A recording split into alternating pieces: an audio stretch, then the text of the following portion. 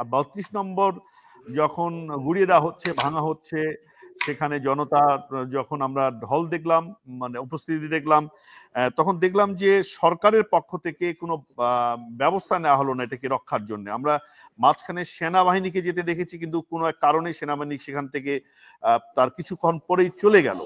এই যে একটি 32 নম্বর মতো বাড়ি ভাঙা হচ্ছে এবং সেই রাতে বিভিন্ন জায়গায় এরকম ঘটনা ঘটেছে, কিন্তু সরকার এটি প্রোটেকশন দেয়নি। কিন্তু আজকে একটি বিবৃতি আমরা দেখেছি যে আওয়ামী লীগ ও অন্য কারো সম্পত্তিতে হামলা না করতে প্রধান উপদেষ্টা আহ্বান জানিয়েছেন, এবং একই বিবৃতিতে বলা হয়েছে এই হামলা মানুষের ক্ষোভের বহিঃপ্রকাশ, এবং তার এই যে হামলা হয়েছে এর পিছনে কতগুলো কারণ এবং পটভূমিও কিন্তু ব্যাখ্যা করা হয়েছে, যে হামলা খুব অস্বাভাবিক নয়, কিন্তু আবার সেটিকে না করার আহ্বান জানিয়েছেন।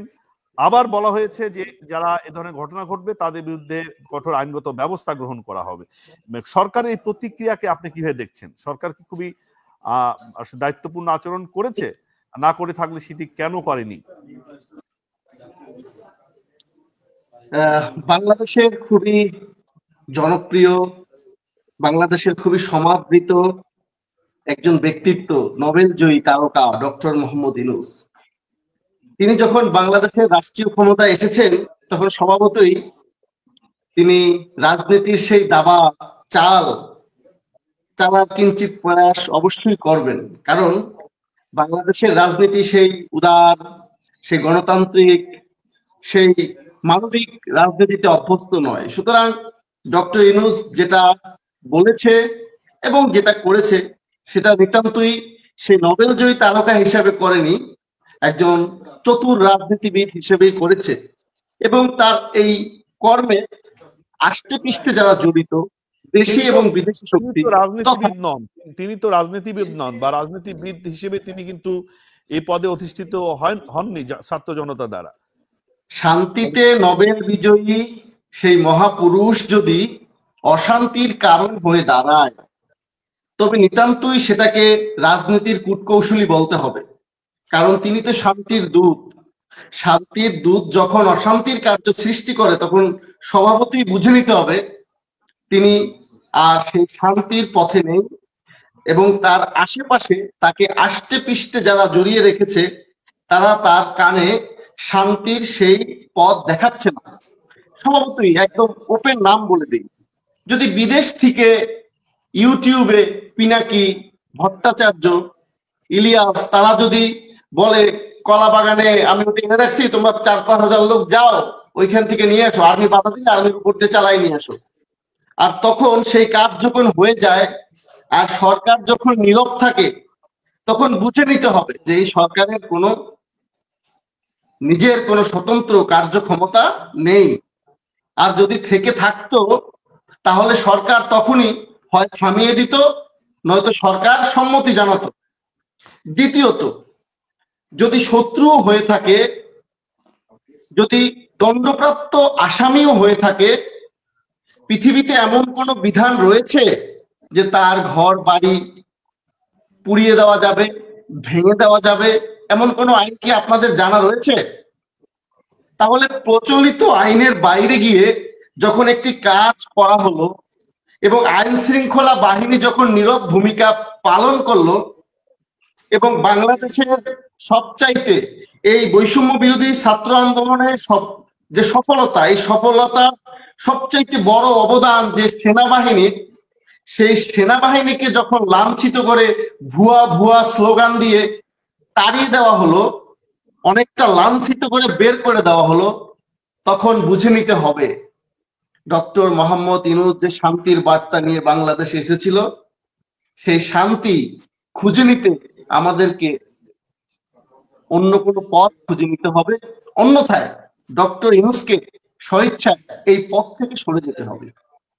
আর নির্বাচনের কথা বলছেন, আমার হাতে নির্বাচন কমিশন যে একটি সংস্কার প্রস্তাবনা দিয়েছে সেখানে স্পষ্ট 8 নম্বরে লেখা আছে নির্বাচন তত্ত্বাবধায়ক সরকারের অধীনে হতে হবে।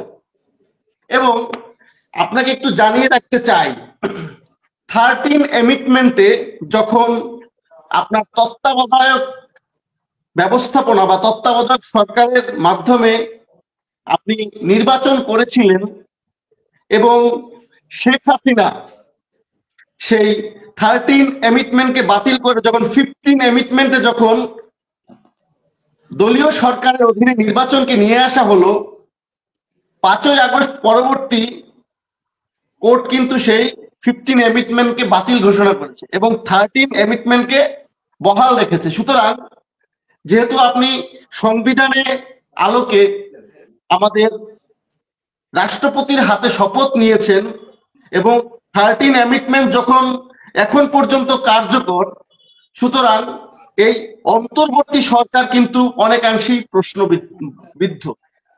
সেক্ষেত্রে আপনার নির্বাচন কমিশনের সংস্কারে যে প্রস্তাবনা, তত্ত্বাবধায়ক সরকারের মাধ্যমে নির্বাচন করতে হবে এবং 13 এমিটমেন্ট যেখানে সফল, যে তত্ত্বাবধায়ক সরকার বহাল রয়েছে, সেক্ষেত্রে ডক্টর মোহাম্মদ ইউনূস কিন্তু কোনোভাবেই কোনো নির্বাচন করতে, বৈধভাবে কোনো নির্বাচন করতে পারে না।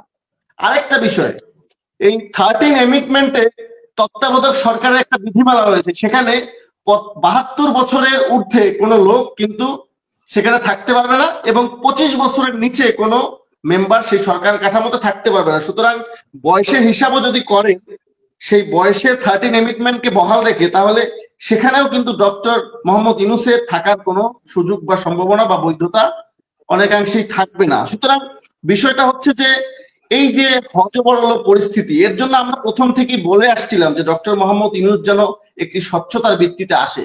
দেখেন, আমরা চাই, শেখ হাসিনা যেটা করেছে একদম মোটেও ভালো কাজ করেনি। তিনি টানা 16 বছর বাংলাদেশকে এককভাবে পরিচালনা করেছেন, সে নির্বাচন ব্যবস্থাকে দূষিত করেছেন, সে গণতন্ত্রের হত্যা করেছেন। সুতরাং এই দায় তিনি এড়াতে পারেন না। তারপরেও যখন সাধারণ বৈষম্য বিরোধী আন্দোলন তো হয়নি, প্রথমে তো কোটা আন্দোলন ছিল, সেই কোটা আন্দোলনকে কেন্দ্র করে যে অরাজকতা, যে নৈরাজ্য আওয়ামী লীগ তৈরি করেছে, সরকার তৈরি করেছে, সেটা সরকার খুবই অন্যায় করেছে। এবং যেভাবে পাখির মতো ছাত্রদের উপরে পুলিশের নির্মম অত্যাচার দেখেছি, বিভিন্ন ছাত্রলীগের অত্যাচার দেখেছি, সেটা আমাদের হৃদয়কে বিহ্বল করেছে। এর দায় তাকে নিতে হবে, এর দায় আওয়ামী লীগ কখনো এড়াতে পারে না।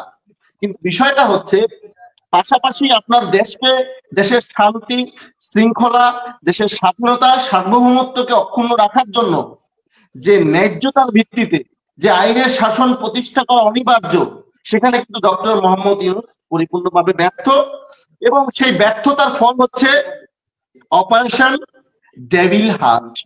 আর্মি আজকে বা কালকে থেকে সারা দেশে অপারেশন ডেভিল হার্ট পরিচালনা করবে। ডেভিল হার্ট মানে শয়তান শিকার।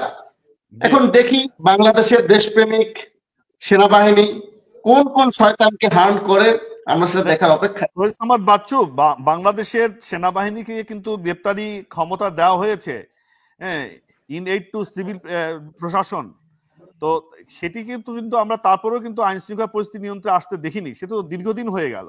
তো ফলে আবার একটি অস্ত্র অভিযানের মধ্য দিয়ে যে আইন শৃঙ্খলা পরিস্থিতি নিয়ন্ত্রণে আসবে, এটি আমরা কতটা বিশ্বাস করব, এবং এর পিছনে অন্য কোনো আবার কোনো উদ্দেশ্য আছে কিনা, কোনো ফোকাস আছে কিনা, সেটি রাজনীতির কঠিন একটা পরিস্থিতি মারপ্যাচ বা প্রসঙ্গ থাকতে পারে।